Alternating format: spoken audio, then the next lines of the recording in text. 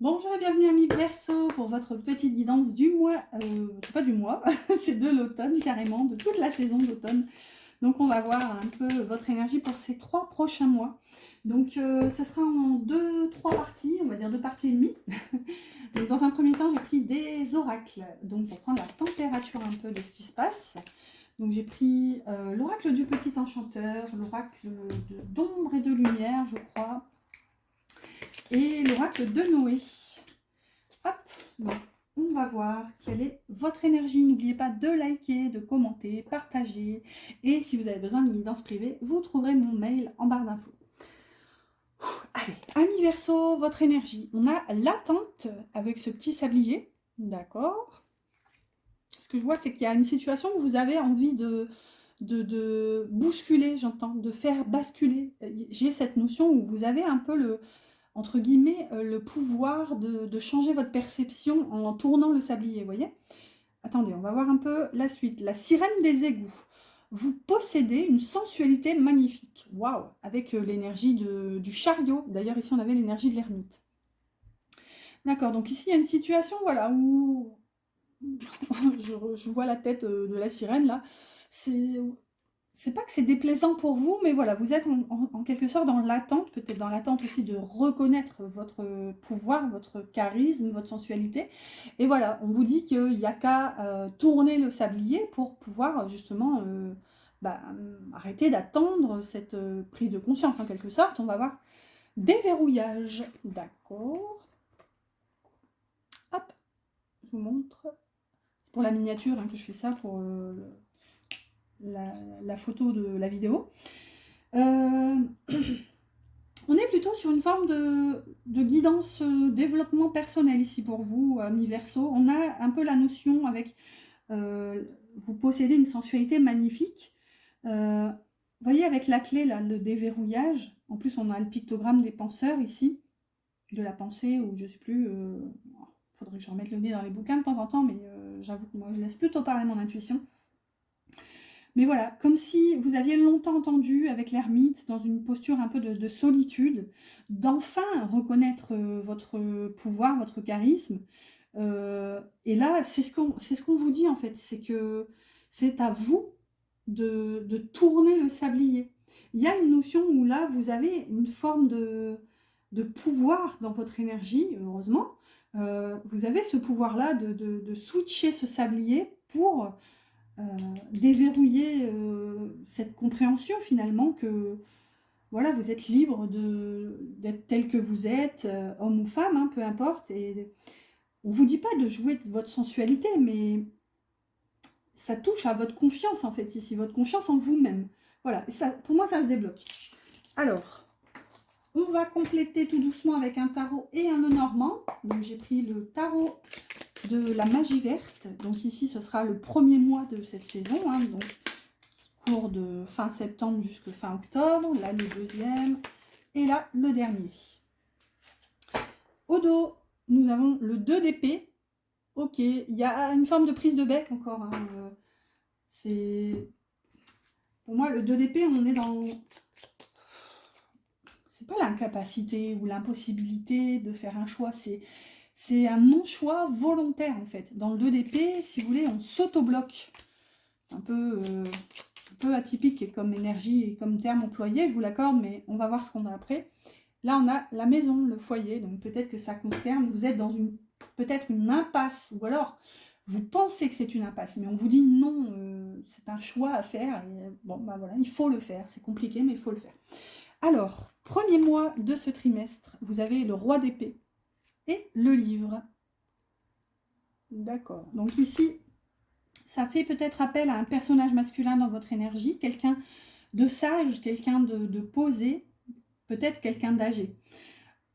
Ou alors, si ce n'est pas ça, c'est vous. On vous conseille dans votre énergie, enfin, c'est vraiment une énergie qui va vous traverser, en tout cas pour le mois d'octobre, on va dire. On vous conseille de réfléchir à la situation ici qui vous interpelle. Et peut-être d'aller chercher dans votre historique, dans votre passé, dans votre vie, ouais, d'aller chercher les conseils, d'aller chercher les... On vous conseille de vous appuyer sur votre histoire, en fait, sur votre passé, pour comprendre quelque chose, pour révéler quelque chose, pour faire la lumière, en fait, sur une situation ici. Donc peut-être que ça concerne tout ce qu'on disait juste avant, peut-être que ça concerne le choix ou le non-choix, ici on peut dire, avec le 2 d'épée. Et au dos, alors, quand j'ai pris celle-ci, ben, c'est mon travers, hein, je regarde souvent, donc je pourrais dérouler tout le jeu comme ça. On a, en plus on en a une autre qui se révèle derrière, non mais c'est fou ça, ok, je vais la regarder.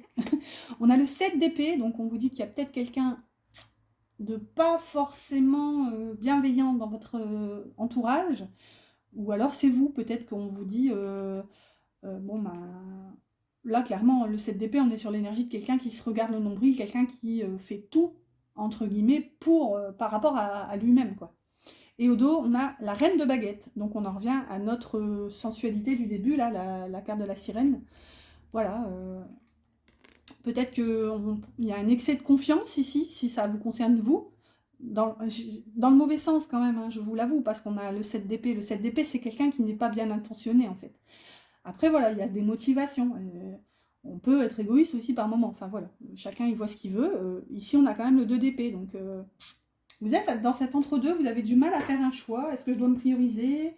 Ou est-ce que je dois écouter une personne qui est dans mon entourage, mais voilà, j'ai des doutes, est-ce qu'elle est bien intentionnée? Dans ce cas-là, le tarot vous dit que pas forcément. Et bon, on avait quand même la maison avec le Normand, donc c'est peut-être aussi quelqu'un dans votre entourage très proche. Alors, qu'est-ce qu'on a au milieu? L'impératrice ici, une magnifique énergie avec la terre-mère, donc l'impératrice. Et les hiboux, les chouettes, les oiseaux, c'est des chouettes ici. Donc l'énergie un peu de la communication. Il faut savoir aussi que dans le Normand, c'est aussi l'énergie du couple. C'est une des rares cartes où il y a deux protagonistes, on va dire, hein, les oiseaux. Ça représente le couple. Donc, est-ce que ici, au centre de votre énergie, déjà, vous reprenez le pouvoir sur votre énergie. Vous incarnez cette impératrice, donc vous avez la puissance, la force, vous avez, comment dire, l'abondance, la créativité. Vous, clairement, vous êtes sur des rails. C'est bien. Je pense que là, on est en rapport avec, je revois, la sirène des égouts, là, qui vous disait, vous possédez une sensualité magnifique. Clairement, avec l'impératrice au milieu, c'est fait, c'est acté, c'est conscientisé. Ici, avec les oiseaux, ça peut parler de couple, donc vous prenez votre place au sein d'un couple, et ça peut aussi parler justement de ce besoin de communication. Peut-être qu'il y avait eu un manque précédemment, et peut-être qu'ici, avec l'impératrice, vous allez avoir besoin d'ouvrir votre cœur et de justement, ce que je ressens là, c'est l'abondance de communication, justement. Vous allez avoir besoin de parler, de vous confier. Et pour terminer ce trimestre, on a le 9 d'épée, d'accord, une énergie un peu plus difficile ici, et l'homme. Donc, si vous êtes une femme, ça concerne un masculin autour de vous, probablement une énergie de couple ici. Et si vous êtes un homme, ça vous concerne. Vous êtes un peu dans cette énergie-là de peur, d'angoisse, voilà, une énergie un peu anxiogène.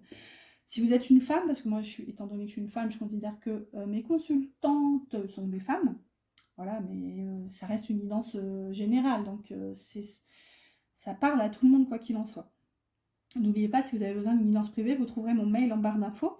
Donc ici, vous avez quand même, pour terminer, une énergie qui est un peu moins douce quand même, hein. Vous terminez avec un peu des angoisses qui se réveillent, des peurs par rapport à un homme, un masculin ici. Ce qu'on vient vous dire quand même avec le 9 d'épée, c'est que c'est des cauchemars en fait, c'est pas la réalité. On vous invite à vous réveiller, à voilà, ouvrez, aérez, sortez prendre l'air, la lumière. C'est des cauchemars en fait, ça me fait penser un peu aux terreurs nocturnes, voilà. Ici on vous dit que c'est pas réel. Donc je pense que ça va impacter votre énergie. Mais voilà, on vous conseille quand même de ne pas vous attarder là-dessus, quoi. D'ailleurs, en parlant de conseils, on va le prendre pour terminer cette guidance tout doucement. Alors, quel est votre conseil? Le voici. Ok. Le royaume de la maîtrise.